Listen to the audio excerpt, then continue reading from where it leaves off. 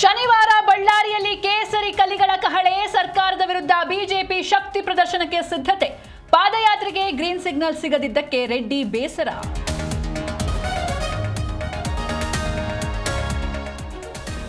ರಾಜ್ಯ ರಾಜಕಾರಣದಿಂದ ದೂರ ಹೋಗಲ್ಲ, ಕೇಂದ್ರ ರಾಜ್ಯದಲ್ಲೂ ಇರ್ತೀನಿ ಎಂದ ಎಚ್ಡಿಕೆ. ರಾಜ್ಯದಲ್ಲಿ ಜೆಡಿಎಸ್ ನಿರ್ನಾಮ ಆಗಿದೆ ಅಂತ ಪ್ರಿಯಾಂಕ್ ಲೇವಡಿ.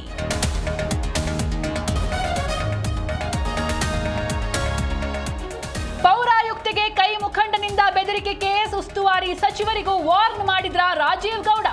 ರಾಜೀವ್ ವಿಡಿಯೋ ಜಿ ಕನ್ನಡ ನ್ಯೂಸ್ಗೆ ಲಭ್ಯ.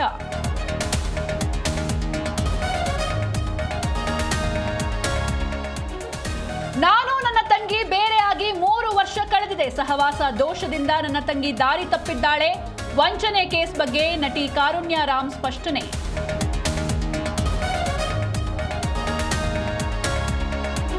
ರಾಜ್ಯದೆಲ್ಲೆಡೆ ಮಕರ ಸಂಕ್ರಾಂತಿ ಹಬ್ಬದ ಸಂಭ್ರಮ.